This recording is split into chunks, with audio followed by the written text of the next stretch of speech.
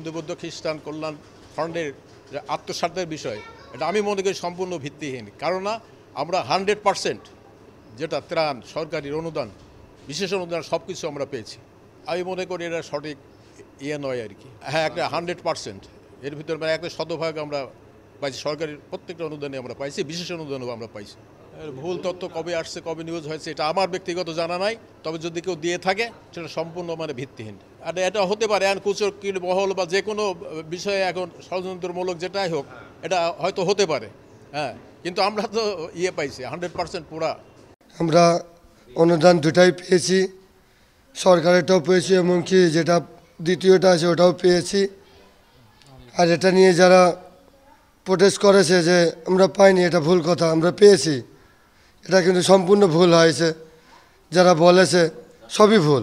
তো এই কিছুদিন আগে পেপার পত্রিকায় ফেসবুকে দেখলাম যে আমাদের সব মন্দিরের নামে নিউজ হয়েছে যে আমরা এভাবে অনুদান পাইনি, বিভিন্ন ধরনের কথাবার্তা। আসলে এগুলো সঠিক নয়।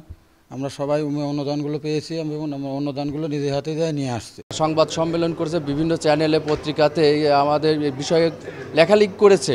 এটা সম্পূর্ণ বানোয়াট, ভিত্তিহীন। যারা এগুলা করেছে এই হিন্দু বৌদ্ধ খ্রিস্টান কল্যাণ ফন্ডের বিরুদ্ধে এরা সবসময় লেগে থাকে। এরা চায় না কখনো বাংলাদেশ হিন্দু বৌদ্ধ খ্রিস্টান কল্যাণ ফন্ড এগিয়ে যাক, অনেক কাজ করুক। তো এই যে কুষ্টিয়া দুর্গাপূজার যে ত্রাণটা বিশেষ বরাদ্দটা নেওয়া হয়েছিল জেলা প্রশাসকের মাধ্যমে, এটা প্রত্যেকটা মন্দিরের সভাপতি, সেক্রেটারির সই স্বাক্ষরের মাধ্যমে এগুলো ওনারা পেয়েছেন। এবং ওনারা বিগত কয়েকটা মন্দিরের লোক পাঠিয়েছিল, কিছু সাংবাদিক পাঠিয়েছিল, যে স্থানীয় কিছু সাংবাদিক থাকেন, ওনাদেরকে পাঠিয়েছে। ওনারা ওনাকে যে সঠিক তথ্যটা ওনারা নিতে পারে নাই। ওনারা যে ভুল তথ্যটা ওনাদেরকে দেওয়া হয়েছিল এটা ওনারা ভুল তথ্য হিসেবে পেয়েছে।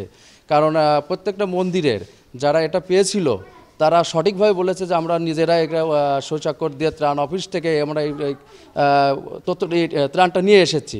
তো তারপরেও ওনাদেরকে এই আমাদের হিন্দু বৌদ্ধ খ্রিস্টান কল্যাণ ফন্ডের আমাদের যে জেলার আহ্বায়ক আমাদের রতন কুমার পাল, উনি অত্যন্ত একজন সম্মানী ব্যক্তি।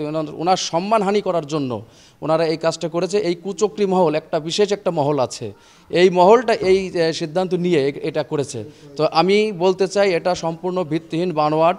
এর তীব্র নিন্দা এবং প্রতিবাদ জানাই। জেলা প্রশাসকের যে বিশেষ অনুদান, সেই অনুদানের মধ্যে যেটা নিউজ করা হয়েছে 48টি, সেখানে 48টি না 38টি মন্দিরের বিশেষ অনুদান দেওয়া হয়েছে এবং তারা সুষ্ঠুভাবে সেই অনুদানগুলো পেয়েছে। এবং যেহেতু প্রত্যেকটা মন্দিরের সভাপতি, সেক্রেটারির মাধ্যমে ডিও সই করে সেখান থেকে ডিও উত্তোলন করেছে এবং তারা সেখান থেকে অনুদান নিয়ে আসছে।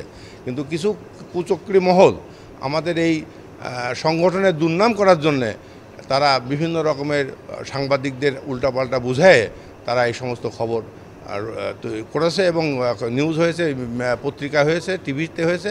এর তীব্র প্রতিবাদ জানাচ্ছি এবং তীব্র নিন্দা জানাচ্ছি। এটা সঠিক নয়। এটা সঠিক নিউজে হওয়ার জন্য, সঠিক তথ্য পাওয়ার জন্য আমি বিশেষভাবে অনুরোধ জানাচ্ছি।